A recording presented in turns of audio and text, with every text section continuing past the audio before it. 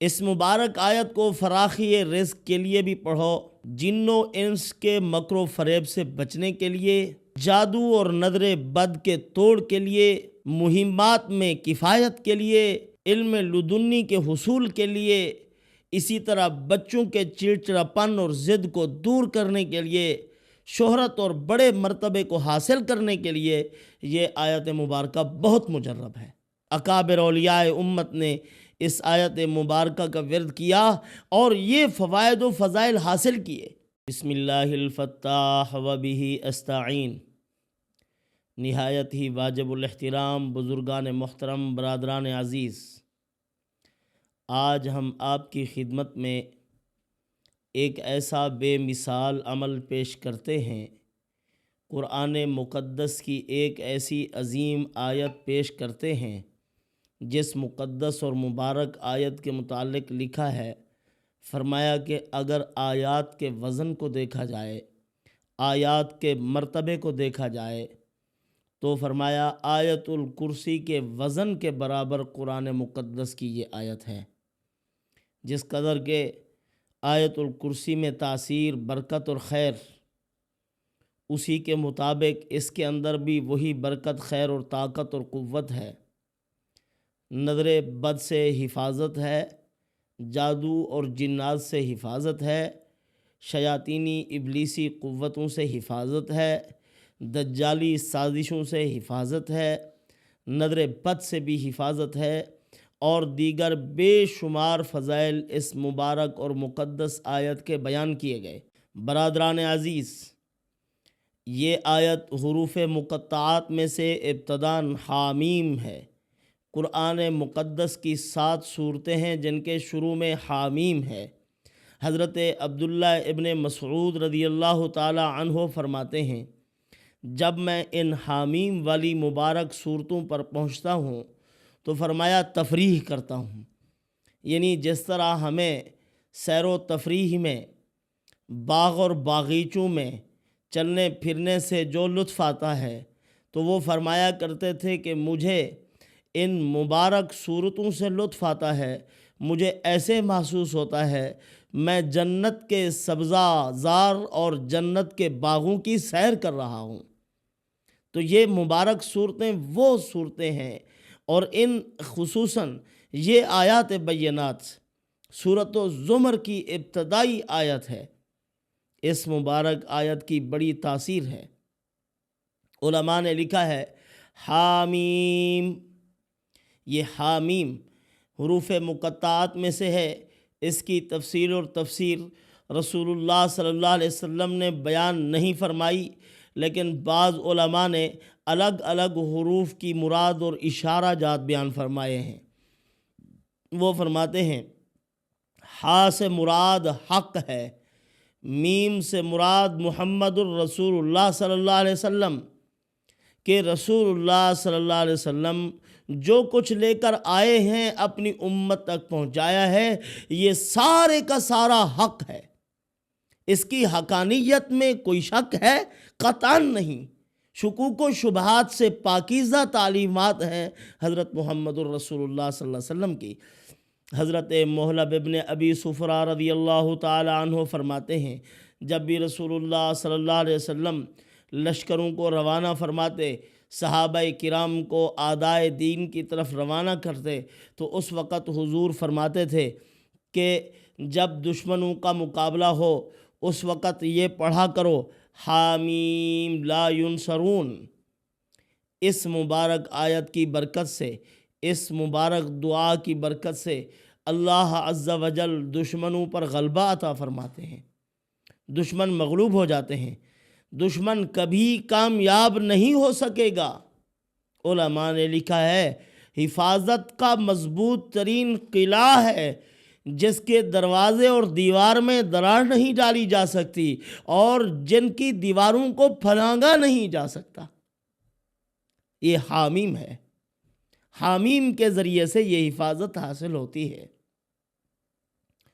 تو بہرحال الیہ المصیر تک، حامیم تنزیل الکتاب من اللہ العزیز العلیم غافر الذنب وقابل التوب شدید العقاب ذی الطول لا الہ الا هو الیہ المصیر، آخری جملے میں فکر آخرت ہے۔ تو فرمایا یہ آیات مبارکہ ہیں، احادیث میں اور اولیاء اللہ کے بزرگوں کے نیک لوگوں کے آثار سے بھی اس کی فضیلت ثابت ہے۔ اس آیت مبارکہ کی حضرت ثابت بنانی رحمۃ اللہ تعالی علیہ فرماتے ہیں، میں حضرت مصعب بن زبیر رحمۃ اللہ علیہ کے ساتھ کوفے کے ایک علاقے میں تھا، ایک باغ کے اندر چلا گیا اور ان اللہ والوں کے دماغ اور ذہن میں ہر وقت یہ بات رہتی تھی کہ 2 رکعت نماز پڑھ لیں، آخرت کا سرمایہ اکٹھا کرنے کی فکر رہتی تھی۔ تو فرماتے ہیں مجھے خیال آیا کہ میں 2 رکعت نماز پڑھ لوں۔ اب میں وضو کے خیال سے جب روانہ ہوا تو فرماتے ہیں کہ آہستہ آہستہ میں نے اس آیت مبارکہ کی تلاوت کرنی شروع کر دی۔ حامیم تنزیل الکتاب من اللہ العزیز العلیم غافر الذنب وقابل التوب شدید العقاب ذی الطول لا الہ الا هو الیہ المصیر۔ حامیم اللہ اعلم بمرادہ تنزیل الکتاب، یہ قرآن مقدس، یہ کتاب، اس کا اترنا اللہ عزیز کی طرف سے ہے، جو علیم بھی ہے، بہت جاننے والا، جس کی صفت علم کبھی اس عظیم ذات سے جدا نہیں ہو سکتی۔ غافر الذنب، اپنے بندوں کو معاف کرنے والا ہے۔ آدم علیہ السلام کی خطا کو معاف کیا، پھر آپ چلتے آئے، نیک لوگ بھی توبہ کرتے رہے بارگاہ خداوندی میں، اور ایسے لوگ بھی جو بہت گناہ گار تھے۔ کفل کا واقعہ ہے، اس کو دیکھو خدا نے معاف کیا، بشر حافی کو دیکھو اللہ نے معاف کیا، اور پوری تاریخ بھری ہوئی ہے ایسے واقعات سے کہ اللہ نے گناہ کرنے والے لوگوں کے گناہوں کو معاف کیا، جن کی پوری زندگی گناہوں سے لت پت تھی۔ تو بہرحال فرماتے ہیں جب میں نے ان مبارک آیات کی تلاوت کی تو میں نے دیکھا کہ سامنے تھوڑا سا دور ایک شخص یمنی چادر اوڑھے ہوئے، چادر بھی سفید، ایک خوبصورت خچر پر سوار، وہ کہہ رہا ہے یا غافر الذنب اغفر لی، فرمایا کہ اے معاف کرنے والے مجھے معاف کر دے، یا قابل التوب اقبل توبتی، اے توبہ کو قبول کرنے والے میری توبہ کو قبول کر۔ یعنی وہ حضرت ثابت بنانی رحمۃ اللہ تعالی علیہ کو کہنے لگے کہ تو بھی اسی طرح کہے، غافر الذنب پہ کہے، اغفر ذنبی اغفر لی، اے اللہ میری مغفرت فرما، یا قابل التوب اقبل توبتی، اے اللہ میری توبہ کو قبول فرما لے، میں اپنے گناہوں سے معافی چاہتا ہوں۔ یا شدید العقاب لا تعاقبنی، اے سخت سزا والی ذات جس نے بڑی بڑی سخت سزائیں جاری فرمائی۔ دیکھیں قوم سمود کے کلیجے پھٹے کہ نہیں، قوم لوط کی بستیوں کے کتوں کے بھونکنے کی آواز کو آسمان کی مخلوقات نے سنا کہ نہیں، وہاں سے پھر پٹخا ان کو، ان کی کھیتیاں کیا، ان کی فصلیں کیا، اور ان کے جاہ و حشمت دبدبے کیا، ان کے بلند و بالا محلات اور مکان کیا، ان کو وہاں سے پٹخا اور بحر مردار میں ڈال دیا۔ آج تک وہ ڈیڈ سی کے نام سے مشہور ہے، بحر مردار ہے۔ اللہ تعالیٰ نے ان قوموں پر عذاب اور عقاب فرمایا۔ سخت سزا میں ان کو مبتلا کیا۔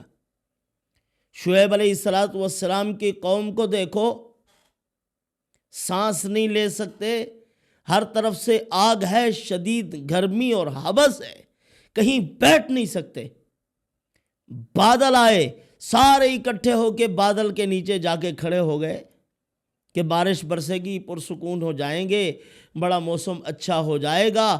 اللہ پاک نے فرمایا ظاہر میں یہ بادل ہیں لیکن ان کے اندر آگ ہے، آگ خدا نے برسائی، ان کا کیا حشر ہوا، راکھ بن کر رہ گئے۔ شدید العقاب ہے وہ۔ حضرت نوح علیہ السلام کی قوم کو دیکھو، 950 سال زمانے تبلیغ ہے، سمجھایا لوگوں کو۔ اللہ پاک سے عرض کرتے ہیں اے پروردگار، میں نے اپنی قوم کو دن کو بھی بلایا ہے، رات کو بھی بلایا ہے۔ انی دعوت قومی لیلا ونہارا فلم یزدہم دعائی الا فرارا۔ اے رب کریم، میں نے دن کو بھی بلایا، رات کو بھی بلایا، راہ راست کی طرف دعوت دی، راہ اعتدال کی طرف دعوت دی، صراط مستقیم کی طرف بلایا۔ فلم یزدہم دعائی الا فرارا، مگر یہ اور بھاگے، ان کے بھاگنے میں اضافہ ہوا، دور دور بھاگ گئے، میرے قریب نہیں آتے تھے، میری دعوت نہیں سنتے تھے۔ اے پروردگار، اب میں تھک گیا ہوں۔ اللہ تعالیٰ نے عذاب بھیجا، آسمان سے پانی برس رہا ہے، زمین سے پانی ابل رہا ہے۔ حضرت نوح علیہ السلام نے بیٹے کو بلایا، بیٹا آ جاؤ، کشتی میں بیٹھ جاؤ، بچ جاؤ گے۔ ابا میں تو تیراک ہوں، میں تیروں گا۔ یا کہنے لگا کہ میں جودھی پہاڑ پہ چڑھ جاؤں گا۔ حضرت نے فرمایا بیٹا یہ ٹھہرا ہوا پانی نہیں ہے، یا چھوٹی موٹی ندی نالا اور نہر نہیں ہے، یہ اللہ کا عذاب ہے، سیلاب ہے۔ آج تو جودھی پہاڑ بھی ڈوب جائے گا، تو کہاں جائے گا؟ بچ نہ سکے۔ تو یا قابل التوب اقبل توبتی، یا شدید العقاب لا تعاقبنی، اے سخت سزا والے ہمیں سزا میں مبتلا نہ فرما۔ تو وہ کہہ رہا ہے آدمی، ارے ثابت بنانی یہ کہہ لے۔ حضرت ثابت بنانی رحمۃ اللہ علیہ نے پڑھا، یا ذا الطول تل علی بخیر، اے بڑی وسعت و قدرت والے میرے اوپر اپنی رحمت کو وسیع کر دے، خیر کو وسیع کر دے۔ حضرت ثابت بنانی رحمۃ اللہ علیہ کہتے ہیں یہ نصیحت سننے کے بعد میں فوراً اٹھا، وہ شخص غائب ہو گیا۔ ادھر ادھر، دائیں بائیں، آگے پیچھے، اس باغیچے سے باہر لوگوں سے جا کے پوچھا، ارے سفید جمنی چادر میں خچر پر سوار کسی کو دیکھا آپ نے؟ انہوں نے کہا نہیں، ہماری نظر سے نہیں گزرا، ہمیں کچھ معلوم نہیں ہے۔ تو بعض اللہ والے بھی وہاں موجود تھے، انہوں نے کہا کہ جناب لگتا ہے حضرت الیاس علیہ السلام سے آپ کی ملاقات ہوئی ہے۔ یعنی وہاں کوئی اللہ والا ہوگا، اور اس زمانے میں خیر غالب تھی، یہ ہمارے والا زمانہ نہیں تھا کہ فساد غالب ہے۔ ان انبیاء کا آنا جانا رہتا تھا، خضر علیہ السلام کا، الیاس علیہ السلام کا، اللہ والوں کو ملتے تھے۔ اب بھی اس دور میں اللہ تعالیٰ نے ان کی روح کو جامہ پہنایا ہے، جس کو پسند کرتے ہیں ان تک بھیجتے ہیں۔ تو بہرحال پھر وہ نہ ملا۔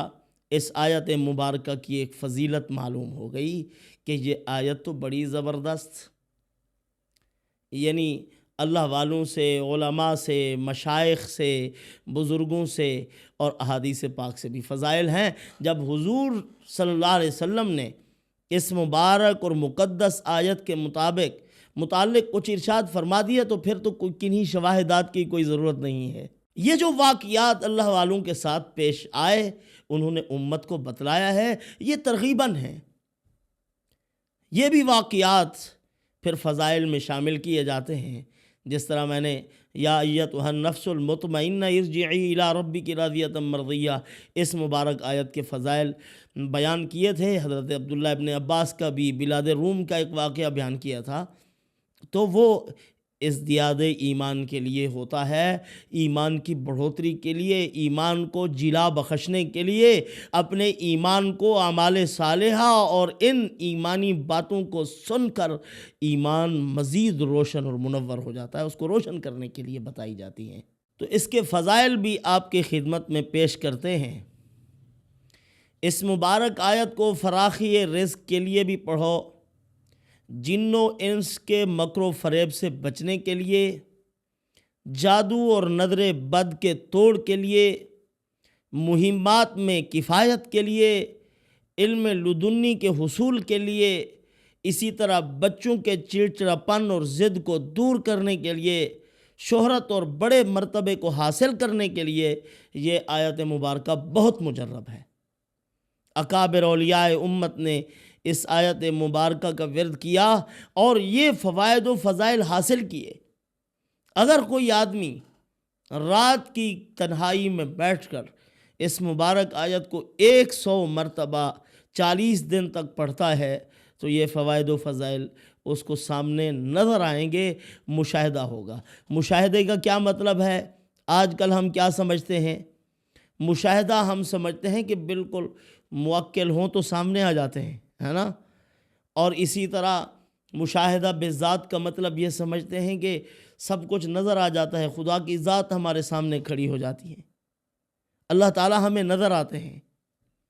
اللہ تعالیٰ نے فرمایا میں نظر آتا ہوں، کائنات کی چیزوں میں غور کرو، ان چیزوں میں نظر آؤں گا تمہیں، باقی دیدار تمہیں دن قیامت کے حاصل ہوگا، دنیا میں نہیں۔ دن قیامت کے دیدار الہی کے حصول کے لیے کوشش کرو، نمازیں پڑھو، سجدے کرو، تہجد پڑھو، قرآن مقدس کی تلاوت کرو، یہ دیدار ہے تصورات میں اللہ تعالیٰ کا۔ تو بہرحال مشاہدے کا یہ مطلب ہے کہ اللہ عز و جل کی جو صفات ہیں ان کا یقین، اور وہ مبارک صفات انسان کو نظر آنے لگتی ہیں۔ کیا مطلب؟ وہ حلیم ہے، یہ گناہ کرتا ہے، وہ برداشت کرتا ہے، بندہ سمجھ جاتا ہے کہ اللہ کی ذات واقعتاً حلیم ہے، حکیم ہے۔ کسی چیز کی یہ ضد پر ہے، اللہ پاک نہیں دیتے، پتہ چلتا ہے اسی کی حکمت میں ہے۔ تو بہرحال اللہ تعالیٰ اور بھی مثلاً عطا کرنا اللہ تعالیٰ کی صفت ہے، تو وہ صفات نظر آتی ہیں کہ میرے پاس تو کچھ بھی نہیں تھا، اللہ تعالیٰ نے عطا فرما دیا ہے۔ تو بہرحال بچوں کے ضد سے نجات کے لیے اس مبارک آیت کو لکھ کر ان کے گلے میں ڈال دو، انشاءاللہ ان کا ضد اور ان کا چڑچڑا پن ختم ہو جائے گا۔ اسی طرح اگر کسی کے اوپر نظر بد کا اثر ہے، اس آیت مبارکہ کو پڑھ کر پانی پہ دم کریں، اول آخر درود شریف اور 21 مرتبہ یہ مبارک آیت پڑھو، پانی کے اوپر دم کرو، کسی پاکیزہ مقام پر کھڑا کر کے اس کو اس پانی سے نہلا دو، نظر بد کے اثرات ختم ہو جائیں گے۔ اسی طرح جادو کے اثرات بھی، جتنی بھی اس کے اوپر گندے اثرات ہوں گے، اللہ عز و جل ان سے حفاظت فرمائیں گے۔ دشمن کی مغلوبی کے لیے آپ ہر نماز کے ساتھ 7 مرتبہ بھی پڑھ سکتے ہیں، اور جب بھی کہیں کسی ظالم آدمی کے ساتھ ملاقات کرنی پڑ رہی ہے، جاتے ہوئے 7 مرتبہ پڑھ کے اس کا تصور کر کے دم کر کے چلے جاؤ، اللہ اس کے دل میں محبت پیدا کر دیں گے۔ تو حضرت شاہ ولی اللہ محدث دہلوی رحمۃ اللہ علیہ فرماتے ہیں یہ آیت مبارکہ جو ہے، یہ مبارک آیت آیت الکرسی کے مرتبے اور وزن میں ہے، یعنی اس کا مرتبہ اور مقام یہ کہ وہ سردار آیت ہے۔ جس طرح اس کے اندر اللہ عز و جل کی الوہیت اور اس کی صفات کو بیان کیا گیا ہے، ان آیات مبارکہ میں بھی اللہ عز و جل کی الوہیت اور صفات کو بیان کیا گیا ہے، اسی لیے یہ اسی تاثیر میں ہے۔ تو حامیم لا ینصرون وہ بھی پڑھا کرو دشمن کی مغلوبی کے لیے۔ جہاں بھی آپ کا تقابل ہے دشمن کے ساتھ تو رات کو بیٹھ کر اس کا ورد کر لیا کرو۔ حامیم لا ینصرو بغیر نون کے بھی ایک روایت میں آیا ہے، نون کے ساتھ بھی آیا ہے حامیم لا ینصرو، تو یہ پڑھنے کا اہتمام کیجئے۔ انشاءاللہ العزیز اللہ پاک ضرور مدد اور نصرت فرمائیں گے، ہم قسمی شرور و فتن سے بچائیں گے۔ والسلام وما علینا الا البلاغ۔